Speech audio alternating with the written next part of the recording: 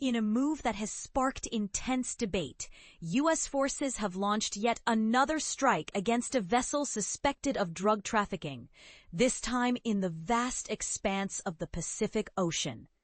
But here's where it gets controversial.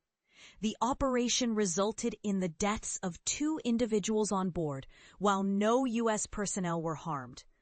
According to Defense Secretary Pete Hegseth, the targeted vessel was on the radar of U.S. intelligence, allegedly transporting drugs along a well-known trafficking route in international waters. This incident marks the 8th such strike since September 2nd, though it's the first to occur in the Pacific rather than the Caribbean, where most previous operations have taken place. A video of the strike shows a sleek blue speedboat gliding through the water before being hit by U.S. ordnance. Hegseth took to social media with a bold statement. Narco-terrorists seeking to exploit our borders will find no sanctuary anywhere in our hemisphere. Just as Al-Qaeda wages war on our homeland, these cartels are waging war on our border and our people. He added, there will be no refuge or forgiveness, only justice.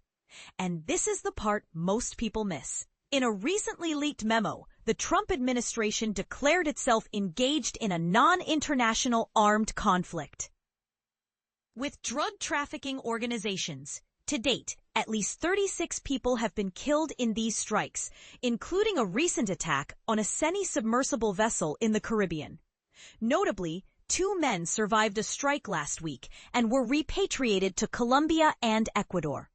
Ecuador later released one of them, Andres Fernando Tufino, citing a lack of evidence of wrongdoing, while the other remains hospitalized in Colombia. U.S. President Donald Trump and his administration have repeatedly framed these strikes as essential counter-narcotics measures, targeting organizations that the U.S. has designated as terrorist groups.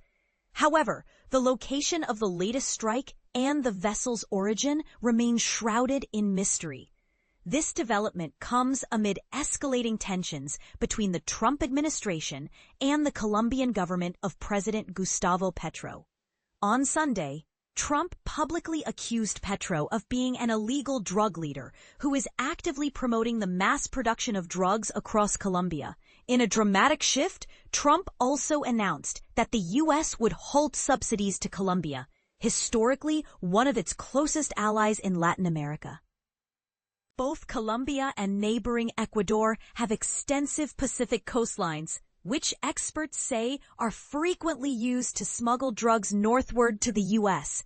via Central America and Mexico.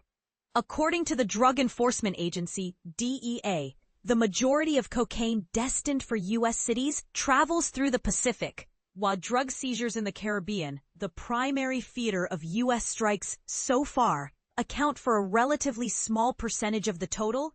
U.S. officials warn that this figure is on the rise. Despite the frequency of these operations, U.S. officials have provided little information about the identities of those killed or the specific drug trafficking organizations they allegedly belong to. Approximately 10,000 U.S. troops, along with dozens of military aircraft and ships, have been deployed to the Caribbean as part of this ongoing effort. But here's the question that's dividing opinions.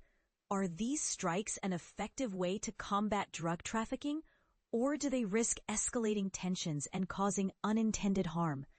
And what does this mean for U.S. relations with Latin American countries like Colombia and Ecuador?